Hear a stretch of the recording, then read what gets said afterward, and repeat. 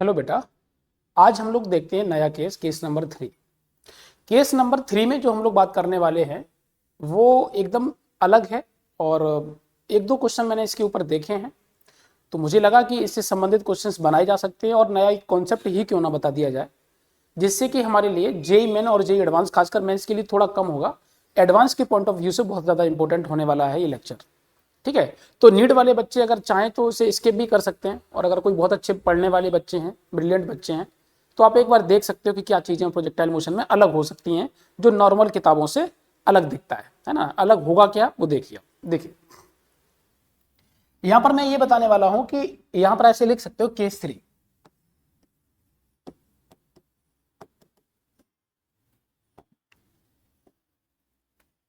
Case 3 में अगर हम बात करें तो हम ये कहना चाह रहे हैं कि अगर हम लोग ये कह दें कि प्रोजेक्टाइल मोशन में हॉरिजॉन्टल एक्सेलरेशन आ जाए तो फिर सीन क्या होगा, है ना। या वर्टिकल जो मोशन होता है, मतलब प्रोजेक्टाइल मोशन की वजह से वर्टिकल मोशन भी होता है, तो वर्टिकल डायरेक्शन में अगर हम कोई नया एक्सेलरेशन इंट्रोड्यूस करते हैं तो फिर हमारी मेन चीजों में क्या चीज में चेंज आ जाएगा। तो वो सारी बातें हम लोग एक एक करके कर लेते हैं। सबसे पहली बात है, एक पीछे मैंने क्वेश्चन लिया था कि एक ट्रॉली पर एक बंदा उस पर खड़ा है और उस पर एक वो पार्टिकल को प्रोजेक्ट करता है, और हॉरिजॉन्टल डायरेक्शन में ट्रॉली चल रही है किसी v वेलोसिटी से, और u से प्रोजेक्ट किया जाता है। तो बताओ कि क्या क्या चेंज आएगा। तो मैंने आपको पहले ही बताया था, इस तरीके की बात मैंने बताई थी आपको। देखिए हमारे पास यहां पर एक ट्रॉली है,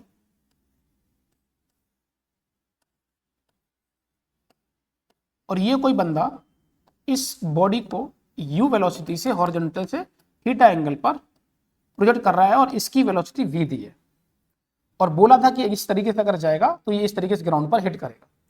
तो बताइए इसका टाइम ऑफ फ्लाइट कितना होगा, इसकी रेंज कितनी होगी। ये बातें हम लोग सब पहले कर चुके हैं, ठीक है। तो एक बार फिर से बता देते हैं कि इसमें क्या चीजें हमें ध्यान रखनी पड़ेगी। वो देखिए, इसमें मैंने इसे मान लिया ये वाई एक्सेस है, और यहां से अगर हम बात करें तो क्या लिखेंगे। तो याद करिए, मैंने आपको बोला था कि टाइम ऑफ फ्लाइट में इसमें कोई चेंज नहीं आता है। टाइम ऑफ फ्लाइट में चेंज क्यों नहीं आता है, क्योंकि हम जानते हैं टाइम ऑफ फ्लाइट जो आता है वो वर्टिकल कंपोनेंट आता है वेलोसिटी का, मतलब वाई डायरेक्शन में जो कंपोनेंट होता है उसमें हमारे पास आता है। और इसलिए हमने वर्टिकल डायरेक्शन में कोई वेलोसिटी दी नहीं है, इसलिए वर्टिकल डायरेक्शन में हमारे पास वेलोसिटी में चेंज नहीं हुई है, और अगर नहीं हुई है तो टाइम ऑफ फ्लाइट में चेंज नहीं होगा। इसी तरीके से हम लोग एक बात और जानते हैं प्रोजेक्टाइल मोशन में कि वर्टिकल डायरेक्शन में हमारे पास हाइट में भी चेंज नहीं होगा, क्योंकि वर्टिकल डायरेक्शन का ही कंपोनेंट हाइट में भी आता है। तो हम अगर यहां से हाइट के बारे में बात करें तो हाइट में हमारे पास u square sine square theta upon 2g, ये हमारे पास मैक्सिमम हाइट आती है। अभी भी इसमें कोई चेंज नहीं आएगा। और रेंज में हमने जरूर बोला था कि रेंज का मतलब होता है एस एक्स, और ये मतलब होता है यू एक्स इंटू का टी और प्लस का हाफ ए एक्स इंटू का टी स्क्वायर। हमारे पास ये दिया, मैंने बोला यहां से हमारे पास रेंज तो हमारे पास आर हो गया।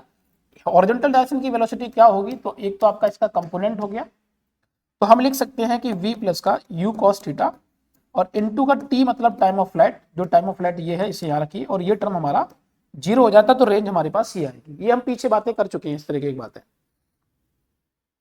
मतलब ये है कि अगर आप ट्रॉली पर अगर किसी को बिठा दो तो हम लोग इस तरीके की बातें कर सकते हैं। आज हम बात करने वाले हैं विंड के ऊपर। रियल केस हमारा क्या होता है, विंड होती है, मतलब हवा होती है, इसमें एटमॉस्फेयर होता है, तो उसमें एयर रेजिस्टेंस भी वर्क करता है। अब विंड दो बातें तरीके से हो सकता है। हवा, हमारे पास जो एयर है, एयर रेस्ट में है तो अलग तरीके की चीजें नजर आएंगी हमको, और अगर हमारे पास मूविंग हो जाए तो मूविंग वाला केस हमारे लिए थोड़ा सा आसान है चीजों को समझने के लिए। लेकिन अगर हवा रेस्ट, मतलब हवा जो है रुकी हुई है, फिर क्वेश्चन को सॉल्व करेंगे तो हमारे लिए थोड़ी सी दिक्कतें हैं। रीजन, क्योंकि फिर हमारे पास वहां पर आता है एयर रेजिस्टेंस, और एयर रेजिस्टेंस किधर लगेगा, कैसा लगेगा और कितना लगेगा, फिर उसके लिए हमारे लिए थोड़ा सा चीजें समझना पड़ेगा। लेकिन मैं एक सरल सा एक इसमें कॉन्सेप्ट ले रहा हूं, सिंपल, मतलब इसका कॉन्सेप्ट देखिए हमारे पास क्या है। मैंने यहां से बोला कि हम एक काम कर लेते हैं, ऐसे लीजिए हमारे पास ये एक्स एक्सिस, ये वाई एक्सिस, और एक पार्टिकल है यहां पर जो कि किसी यू स्पीड से प्रोजेक्ट किया जा रहा है थीटा एंगल पर। मैंने बोला कि मान लीजिए कि विंड इस तरीके से चल रही है और विंड किसी वी से चल रही है, ये विंड है, और विंड की स्पीड मैं दे रहा हूं, इसकी स्पीड कोई v मान लो, और मैं पूछूं कि बताइए कि इसमें टाइम ऑफ फ्लाइट और रेंज और हाइट, ये सब मैक्सिमम हाइट में क्या चेंज आएगा और क्या होगा रिजल्ट, वो हमें बताना है। तो देखिए बेटा, ये वाली जो बात आ गई वही बात आ गई कि हमने एक तरीके से ट्रॉली पर इस चीज को चला दिया, क्योंकि विंड जब चल रही है तो हॉरिजॉन्टल में क्या होगा, जो पार्टिकल मूव करेगा उसमें उसके हॉरिजॉन्टल वेलोसिटी में चेंज आएगा, और हॉरिजॉन्टल में चेंज आएगा तो हॉरिजॉन्टल की वेलोसिटी होगी कितनी, वॉल की एक्चुअल में, क्योंकि खुद की वेलोसिटी इसकी हॉरिजॉन्टल में कितनी होगी, u cos थीटा, और वर्टिकल में कितनी होगी, u sin थीटा।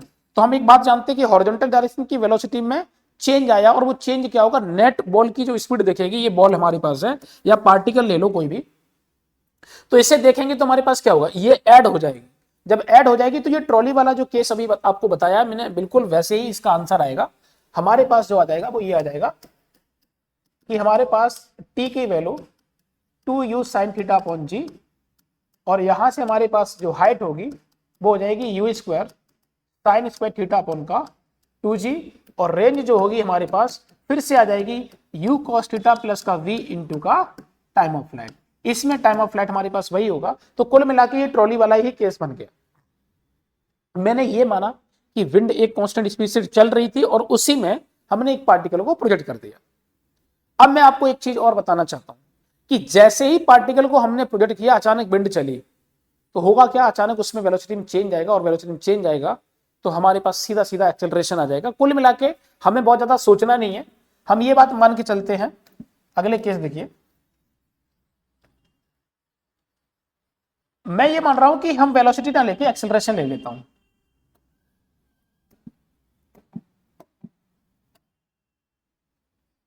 मैंने बोला कि यहां पर एक्सेलरेशन दिया है हॉरिजॉन्टल वाला, ए ले लिया, इस डायरेक्शन में एक्सेलरेशन ए दिया है।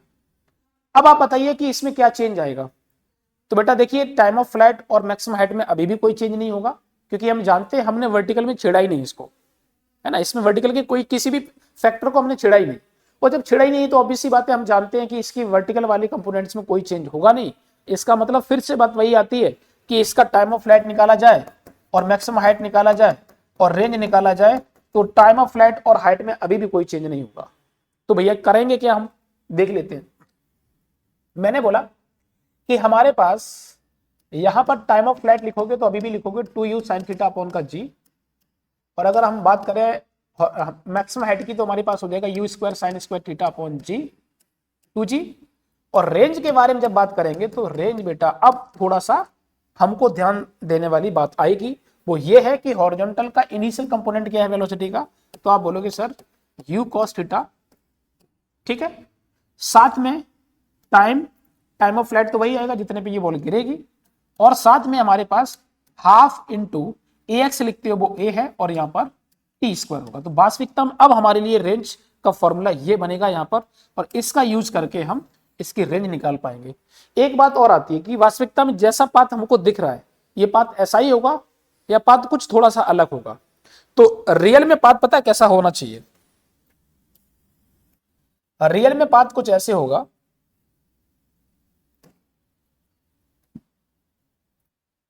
ऐसे पार्टिकल गया और ऐसे पार्टिकल जाएगा, ये इसकी है मैक्सिमम हाइट,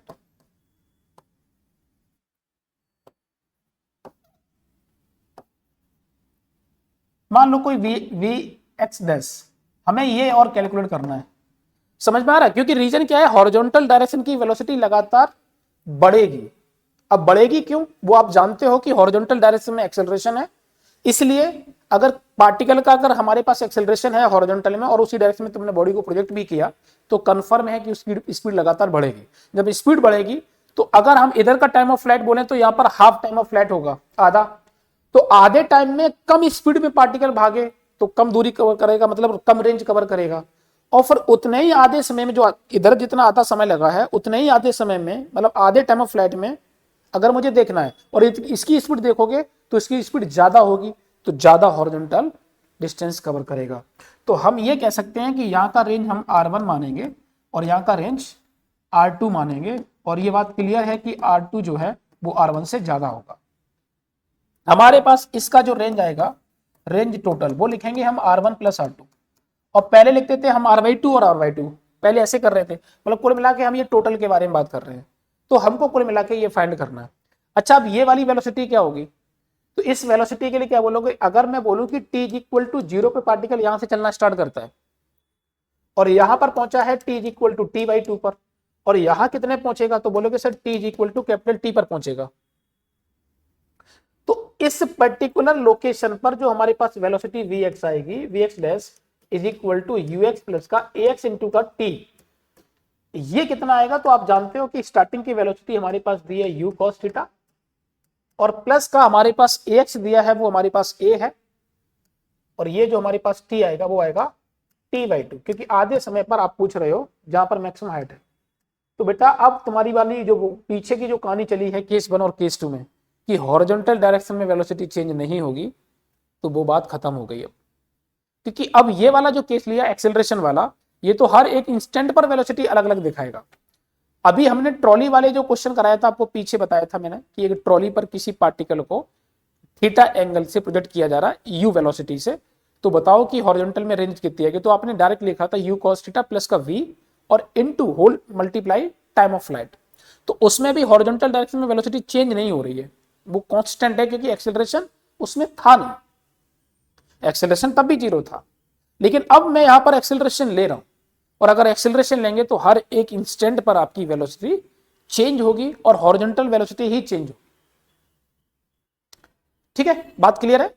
तो इस तरीके की बातें इसमें की जा सकती हैं, और किसी भी इंस्टेंट पर अगर आपसे कोऑर्डिनेट फाइंड करवा लिया जाए, जैसे हम केस 1 में सबसे पहला क्वेश्चन फाइंड हम लोग किए थे, मतलब ठीक ठाक क्वेश्चन जो पहला किए थे वो यही किए थे कि हमको कोऑर्डिनेट फाइंड करने हैं किसी भी टाइम पर, तो आप वैसे ही करिए। अब हॉरिजॉन्टल वाला भी आपका जैसे पूरा पुरानी जो कहानी हम लोग कर रहे थे वैसे ही इसमें आराम से सॉल्व करेंगे, इसमें कोई बहुत बड़ी बात नहीं है ना, जैसे पीछे करते आए थे हम लोग। एक क्वेश्चन में आप चाहो तो मैं आपको दे देता हूं, आप घर से कर लेना इसे, देखिए कोई दिक्कत आए तो मुझसे पूछ लेना। देखो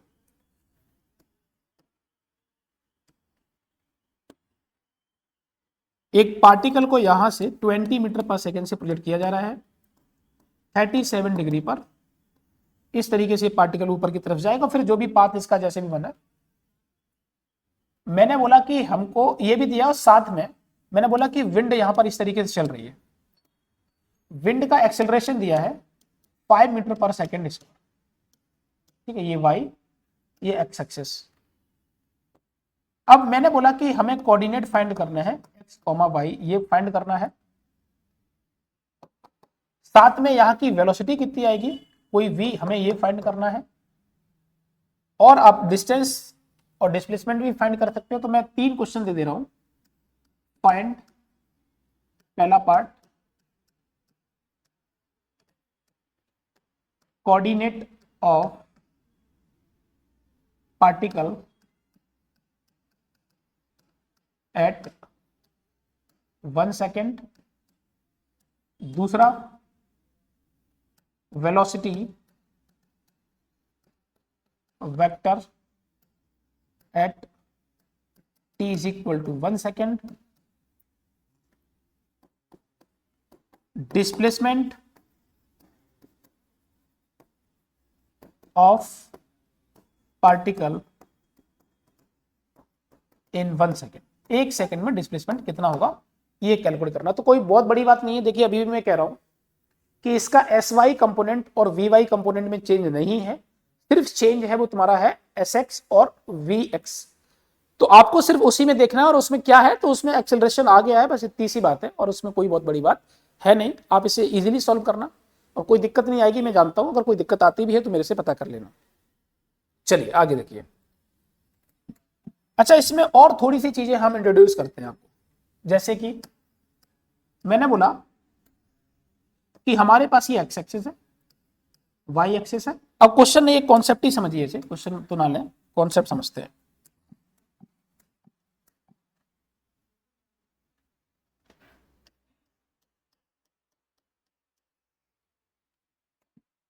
देखो मैंने बोला यहां पर हमको करना क्या है, मैंने बोला कि विंड जो है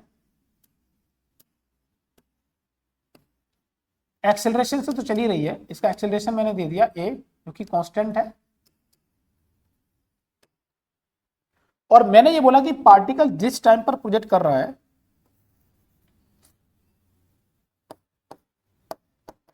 किसी भी यू से, उस टाइम पर विंड की इनिशियल वेलोसिटी भी दी है। इनिशियल वेलोसिटी इसकी आप ऐसे ले लीजिए, कोई v दी है, इनिशियल वेलोसिटी v है और इसका एक्सेलरेशन कांस्टेंट है। इसका मतलब क्या हुआ, अभी भी टाइम ऑफ फ्लाइट में और हमारे पास रेंज में कोई change, sorry time of flight और हाइट में कोई चेंज नहीं आएगा। तो t की वैल्यू हमारे पास निकालनी है, h की वैल्यू निकालनी है और रेंज की वैल्यू निकालनी है। तो क्या करेंगे, टाइम ऑफ फ्लाइट लिखिए t is equal to 2u sine theta upon g. Height क्या लिखोगे, u square sine square theta upon का 2g। रेंज हो गया sx is equal to ux t plus का हाफ ax t स्क्वायर। यहां पर मैं बताना चाह रहा हूं कि हमारे पास u जो है वो u cos थीटा और साथ में v वो इनिशियल वेलोसिटी है विंड की, क्योंकि पहले से ही जैसे हम यहाँ पर स्ट्राइक कर रहे थे उस टाइम पर विंड की वेलोसिटी पहले ही है। और अगर एक्सेलरेशन कांस्टेंट है, इसका मतलब क्या हुआ कि हम ये बात मान के चल रहे हैं कि हमारी विंड वहीं से स्टार्ट की है डायरेक्ट, तो एक्सेलरेशन कांस्टेंट होगा। अब ये काइनेमेटिक्स में हम लोग 1D में जानते हैं ये बात कि इसका मीनिंग क्या होता है कि एक गाड़ी रेस्ट से स्टार्ट करे, ठीक है। ये v0 मतलब हुआ क्या, v0 का मतलब हम ये कहना चाह रहे हैं कि एक तरीके से आप ऐसे समझ सकते हो, बेटर ये होगा, इसको यहां लिखने से मतलब ये है, इसको ज्यादा बेटर हम ये समझ सकते हैं। थोड़ा सा मैं चेंज करता हूं इसे, देखिए इसको ऐसा बोल सकते हैं, सिचुएशन को थोड़ा सा समझने के लिए और थोड़ा हम बेटर करते हैं। हमारे पास ये एक ट्रॉली है और यहां पर है एक बंदा, ट्रॉली किसी v से चल रही है, ये u वेलोसिटी एंगल थीटा दिया है और फिर ये ऐसे जाए और फिर उसके बाद हमारे पास ये एक्सेलरेशन, तो ये ज्यादा बेटर होगा आपको समझने के लिए, ठीक है। उसी ट्रॉली वाले केस में मैंने इसको ले लिया, यहां से क्या हो जाएगा हमारे पास, तो हमने वही लिया v और साथ में u cos थीटा, इसके कंपोनेंट हमारे पास आ जाएंगे u cos थीटा और हमारे पास u sin थीटा। तो अब यहां से क्या होगा, t की वैल्यू हमारे पास टाइम ऑफ फ्लाइट, साथ में हाफ और साथ में a और इनटू का t। सिर्फ रेंज में चेंज आएगा, बाकी इसमें कोई चेंज नहीं है। कोई आपसे पूछ ले कि इस पॉइंट पर, हाईएस्ट पॉइंट पर हमारे पास जो वेलोसिटी v डैश होगी वो क्या लिखोगे, तो अभी भी कोई नई बात नहीं है, हमारे पास v डैश को लिखेंगे ux प्लस का ax इनटू का t। अब आप फिर से जानते हैं मैं हाईएस्ट पॉइंट के बारे में बात कर रहा हूं, तो हाईएस्ट पॉइंट पर ये h होगा और साथ में स्टार्टिंग की वेलोसिटी लिखोगे u cos थीटा प्लस का v, इनिशियल वेलोसिटी ये है, एक्सेलरेशन a है और टाइम ऑफ फ्लाइट आपके पास a इंटू t/2 हो जाएगा और ये हमारे पास ये, ठीक है। ये सारी बातें फिर से इसके लिए कोऑर्डिनेट किसी भी टाइम पर निकालना चाहो या वेलोसिटी वेक्टर निकालना चाहो तो पुराने सारे क्वेश्चंस हम लोग इसको भी कर सकते हैं, ठीक है। चलो और आगे देखिए,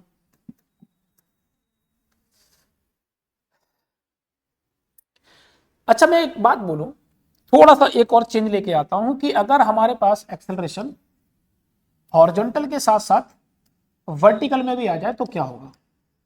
जैसे मैंने बोला कि विंड कुछ इस तरीके से चल रही है ऐसे में, और इसका एक्सेलरेशन हमने कोई a दे दिया, a कांस्टेंट, इधर की तरफ है, विंड ऐसे चल रही है ऊपर की तरफ, पार्टिकल को मैंने कुछ ऐसे प्रोजेक्ट किया थीटा एंगल पर किसी u स्पीड से, तो इस तरीके से ये जा रहा है। अब हमको क्या करना है, हमको टाइम ऑफ फ्लाइट निकालना है, h निकालना है और साथ में रेंज निकालना है। अब यहां पर जब फैक्टर देखेंगे तो हमारे पास time of flight, maximum height and range सभी के सभी चेंज होंगे। तो क्या करेंगे, यहां से जरा ध्यान से देखिए, इसे कॉन्सेप्ट समझिए आप।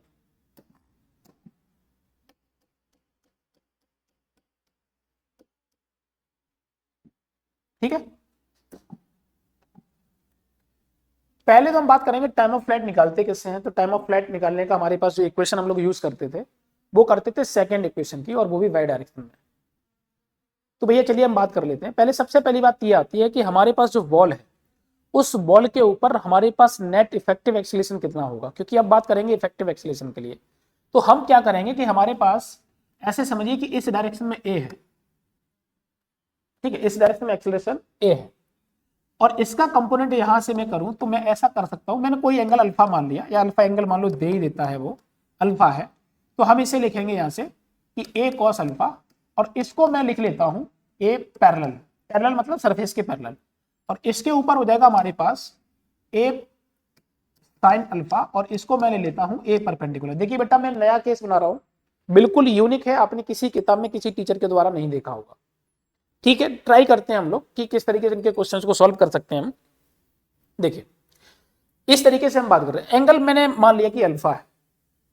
अब अल्फा है तो सीधी सी बात है, हम यहां पर इसको कंपोनेंट कर सकते हैं। अच्छा एंगल कोई भी हो सकता है, तो हम लोग जो सॉल्व करने वाले हैं वो अल्फा अल्फा के टर्म में ना लेके ए परपेंडिकुलर और ए पैरेलल के टर्म में बात करेंगे, कि जो भी एंगल आएगा उसके हिसाब से हम उसे सेट कर लेंगे। देखो अगर हम बात करें कि हमारे पास नेट बॉल तो नीचे ही आएगी, कि तुम जो फेंक रहे हो कितनी भी तेज हवा चल ले, लेकिन कभी ऐसा होगा नहीं कि पार्टिकल ऊपर ही चला गया, पार्टिकल नीचे लौट के नहीं आया। इसका मीनिंग क्या है, फाइनली बॉल नीचे ही आएगी, और अगर नीचे आएगी तो एक्सेलरेशन ड्यू टू ग्रेविटी आपका ज्यादा ही होगा जो ऊपर वाला ए परपेंडिकुलर से। तो आप क्या लिखने वाले हो जरा उसे समझिए। हमने इक्वेशन सेकंड यूज की, s y is equal to u y t plus का हाफ ए बाई इंटू का टी स्क्वायर। अगर हम यहां से देखें तो क्या होगा, फाइनली डिस्प्लेसमेंट तो जीरो ही होना है, और इसका कंपोनेंट कितना होगा तो आप जानते हो इसमें कोई चेंज है नहीं, यू साइन थीटा और इधर का यू कॉस थीटा। तो भैया यहां से लिखने वाले हैं हम यू साइन थीटा इनटू का टी टाइम ऑफ फ्लाइट, यहां पर प्लस हाफ, और नेट हमारे पास जो इफेक्टिव है वो क्या होगा। तो अगर हम बात करें हमारे पास जो नीचे की तरफ आएगा वो एक्सेलरेशन होगा, या ए इफेक्टिव लिख लेते हैं कोई दिक्कत नहीं है, ए इफेक्टिव हमारे पास ए इफेक्टिव इंटू का टी स्क्वायर। अब ए इफेक्टिव होगा किधर, तो आप वो भी जानते हो ए इफेक्टिव नीचे की तरफ ही होगा, क्योंकि ए इफेक्टिव हम जानते हैं कि फाइनली हमारे पास जो नीचे की तरफ एक्सेलरेशन आएगा वो ए इफेक्टिव है, जो कि जो वैल्यू होगी वो होगी जी माइनस का ए परपेंडिकुलर। तो फाइनली हम ऐसा भी लिख सकते हैं जहां पर हमारे पास ए इफेक्टिव कह सकते हो, जी इफेक्टिव कह सकते हो आप, कि जो टाइम ऑफ फ्लाइट इससे आया था वो 2u साइन थीटा अपॉन का जी आया था, उसे आप जी इफेक्टिव लिख सकते हो, या फिर 2u साइन थीटा अपॉन का ए इफेक्टिव लिख सकते हो। अब ये बात कैसे आ गई, क्योंकि इसकी वैल्यू को मैंने माइनस रखा है। जब माइनस रखोगे तो आपके पास टी की वैल्यू एक जीरो आएगी और एक टी की वैल्यू ई आएगी। ठीक है, ये आ गई। अब इसकी वैल्यू को उठा के आप रख दीजिए, तो हमारे पास आ जाएगा 2u साइन थीटा और अपॉन हमारे पास हो जाएगा जी माइनस का ए परपेंडिकुलर। तो आपके पास कुल मिला के हमारे पास, मैं अब डायरेक्ट एच लिख रहा हूं, एच में भी हमारे लिए कोई नई बात नहीं आएगी, हमारे लिए सिर्फ जी जो है, या ए इफेक्टिव या जी इफेक्टिव कह सकते हो आप, वो हमारा चेंज होगा, बाकी इसमें और कोई ऊपर वाले कंपोनेंट में चेंज नहीं होगा। आप इसे जी इफेक्टिव भी कर सकते हो। तो एच की वैल्यू हमारे पास बन गई you square sine square theta upon का जी माइनस का ए परपेंडिकुलर, ये हमारे पास एच आ गया। ठीक है, ये हमारे लिए बातें बन गई है ना। अब जरा समझिए कि इसी केस में मैंने अभी रेंज के बारे में बात नहीं करी है, रेंज के बारे में बात कर साथ में कर ही लेते हैं, रेंज को भी खत्म ही कर लेते हैं। चलो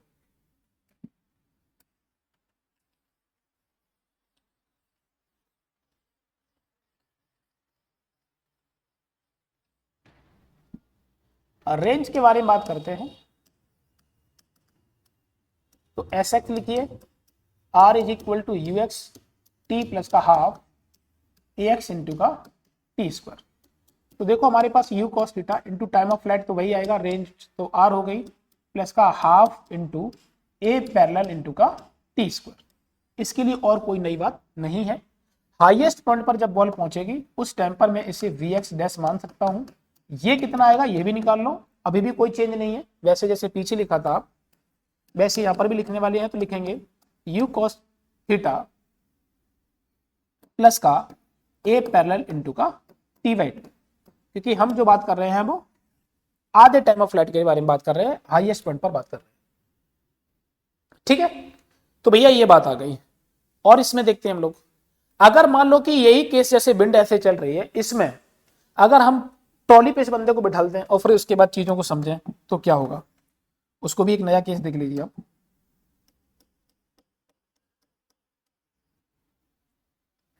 मैंने बोला हमारे पास जो विंड चल रही है वो ऐसे चल रही है, यहां से अल्फा और इसका एक्सेलरेशन दिया है जो कि है कांस्टेंट। विंड का डायरेक्शन ऐसे, ये विंड है। यहां पर एक ट्रॉली, एक बंदा एक बॉल को u वेलोसिटी से हॉरिजॉन्टल से थीटा से प्रोजेक्ट करता है और ट्रॉली की स्पीड हमारे पास v दी है। कहानी जो भी पाथ बन के आए, इसमें अब क्या चेंज होगा, तो सबसे पहली बात क्या है कि आप ux जो लिखोगे वो u cos थीटा प्लस का v लिखोगे। a पैरेलल हमारे पास, या ax जो होगा वो हम a पैरेलल कंसीडर कर रहे हैं। ay जो हमारे पास आएगा वो हम लोग क्या ले रहे हैं, g इफेक्टिव या a इफेक्टिव, जो कि किधर होगा, नीचे की तरफ होगा। और माइनस लिख सकते हो उसे क्योंकि नीचे की तरफ ही आएगा, तो ए बाई हो गया माइनस का जी इफेक्टिव और माइनस का ए इफेक्टिव। बाकी हम लोग इसमें अगर y के कंपोनेंट के बारे में बात करें, यू वाई, तो हमारे पास होगा u साइन थीटा। अभी हम फिर से देखें तो हमें अगर तीन चीजें यहां पर कैलकुलेट करनी है, P निकालो, H निकालो, रेंज निकालो, और साथ में एक काम करो, हाईएस्ट पॉइंट पर हमारे पास जहां पर ये हाईएस्ट पॉइंट पर आएगा Vx डैश, वो भी निकाल लो। तो ये चार चीजें हम लोग कैलकुलेट कर लेते हैं इसमें। देखिए, तो टाइम ऑफ फ्लाइट अभी भी हमारे पास जो है वो u v 2u sine theta upon का g इफेक्टिव, जो कि कितना हो जाएगा 2u sine theta upon g minus का a परपेंडिकुलर, क्योंकि इसके कंपोनेंट हम फिर से कर रहे हैं एक्सेलरेशन के, वो आएगा हमारे पास इधर a पैरेलल और इधर आएगा a परपेंडिकुलर। ठीक है, तो क्या होने वाला है, ये तो हमारे पास ये हो गया। h कितना आएगा, तो हो जाएगा u square sine square theta upon का 2g इफेक्टिव, और इसे क्या लिख सकते हो आप, u square sine square theta upon का 2, और हो जाएगा g माइनस का a परपेंडिकुलर। और रेंज क्या लिखोगे, तो लिखोगे S X is equal to you x T plus का हाफ ए एक्स इंटू का टी स्क्वायर। तो यहां से रेंज आ जाएगी हमारे पास u cos थीटा प्लस का v इंटू का टाइम ऑफ फ्लाइट, साथ में हाफ a पैरेलल और इंटू का टी स्क्वायर। इसी तरीके से अगर हमें निकालना हो vx dash is equal to ux plus का ax इंटू का t, तो हम vx जो निकाल रहे हैं वो मैक्सिमम हाइट पर निकाल रहे हैं, और वहां पर हमारे पास बनेगा u cos थीटा प्लस का v, और साथ में हमारे पास जो होगा a पैरेलल इंटू का t/2 टाइम फ्लाइट। बाकी आपको जो मैंने रिजल्ट बताया इससे आप डेटा खुद ही रख लीजिए, थीटा ले लो, u ले लो, v ले लो, और सब कुछ ले लीजिए। इतने एंगल पर हम इसको विंड को चला रहे हैं इस एक्सेलरेशन से, तो ये सारे केसेस लोग, और बाकी जो मैंने आपको तरीका बताया रखना इसी में है, आप इनको रख दीजिए और हमारे पास आंसर आ जाएगा, कोई बहुत बड़ी बात नहीं है। ठीक है, तो मैं आपको जो बेसिक स्ट्रक्चर जो मैं आपको समझाना चाह रहे थे कि ऐसे भी केसेस हो सकते हैं जहां पर हॉरिजॉन्टल वर्टिकल में और किसी एक एंगल इंक्लाइन पर एक एंगल हमको एक सेट मिले एक्सेलरेशन का, तो हम किस किस तरीके से सोच सकते हैं, टाइम ऑफ फ्लाइट हमारा क्या आएगा, रेंज क्या आएगी, मैक्सिमम हाइट क्या आएगी, वेलोसिटी कैसे आएगी, हाईएस्ट पॉइंट पर वेलोसिटी कितनी आएगी, और किसी भी पॉइंट पर वेलोसिटी कैसे आएगी, हम ये सारी बातें इसमें भी कर सकते हैं। हमारे लिए इसमें भी कोई बहुत बड़ी बात नहीं है। अच्छा, एक बात आती है कि सर आपने केस 1 को ऐसे समझा दिया, क्योंकि केस 1 तो हमारा हॉरिजॉन्टल प्लेन पर था, तो वर्टिकल प्लेन में क्या करेंगे, तो सॉरी वर्टिकल बोल रहा हूँ, किस केस 2 में मतलब किसी टावर से अगर बॉल को हम फेंकते हैं तो 3 केस बताए थे, केस ए, केस बी और केस सी। केस ए और केस बी और केस सी में भी हम बिल्कुल ऐसे ही सोचेंगे जैसे कि हमने यहां सोचा है, क्योंकि अगर हम सिर्फ हॉरिजॉन्टल डायरेक्शन में एक्सेलरेशन देते हैं तो हमारे पास वहां पर जब रेंज के बारे में बात आएगी एस एक्स के लिए, तो वही फैक्टर चेंज होगा, बाकी एस वाई वाले फैक्टर में चेंज नहीं आएगा। तो आप नॉर्मल तरीके से सोचिए, अगर मैं उसको सारे केसेसों में अगर कराना स्टार्ट कर दिए तो फिर बहुत ज्यादा टाइम लगेगा और कोई मीनिंग बनता नहीं है ना। तो आप इससे बेसिक आप एक आइडिया ले लीजिए, और इससे संबंधित जो भी क्वेश्चंस बन सकते हैं, क्या क्या हो सकते हैं, कुछ किताबों में आपको देखने को मिलेंगे, तो आप इजिली उसे कर सकते हैं। मैं आपको फिर से कह रहा हूँ, ये टॉपिक सिर्फ जेई वाले बच्चों के लिए और खासकर जेई एडवांस वाले बच्चों के लिए। ठीक है, हम इस तरीके की बातें जो है इलेक्ट्रिक फील्ड के टर्म में करेंगे, कि प्रोजेक्टाइल मोशन किसी इलेक्ट्रिक फील्ड के अंडर में हो रहा है, तो ऑब्वियस सी बात है इलेक्ट्रिक फील्ड हमारे पास ऐसे हो सकती है, ऐसे हो सकती है ना, और एक हम जो बॉल फेंक रहे हैं वो एक चार्ज पार्टिकल है, तो फिर ये सारी बातें हम लोग इलेक्ट्रोस्टैटिक में कर सकते हैं, है ना। तो वहां पर इस तरीके की बातें भी आपको देखने को मिलेंगी, अच्छे लेवल पे बातें जब हम करेंगे तो देखने को मिलेंगी। बाकी नीट वाले बच्चों को इससे बहुत ज्यादा मतलब नहीं है, ठीक है। बाकी इसके आगे जो भी बात होगी हम उसको केस 4 में लेके आएंगे, और केस 4 वाला जो होगा वो हमारा इंक्लाइन प्लेन वाला होगा। जहां तक मैंने पिछले वाले लेक्चर में आपको बोला था कि केस 3 को मैं इंक्लाइन प्लेन पर लेके आऊंगा, लेकिन फिर मुझे लगा कि एक अच्छा केस है, अच्छी तरीके से इस पर बातें कर सकते हैं हम लोग, है ना। एक लेक्चर लेके ही आते हैं, बेसिक एक आइडिया आपको दे देते हैं कि ऐसी ऐसी बातें आपको फिजिक्स में देखने को मिलेंगी भी कई जगह पर, और इसके ऊपर क्वेश्चंस बनाए भी जा सकते हैं, यहाँ पर भी बनाए जा सकते हैं, है ना। बिंदु को लेके भी बातें की जा सकती हैं। ठीक है बेटा, इस लेक्चर में इतना ही, बाकी हम अगले लेक्चर में लेके आते हैं इंक्लाइन प्लेन पर हमारे पास किस तरीके से प्रोजेक्टाइल मोशन होता है। तब तक के लिए आप पढ़ते रहे। ओके बेटा, बाय।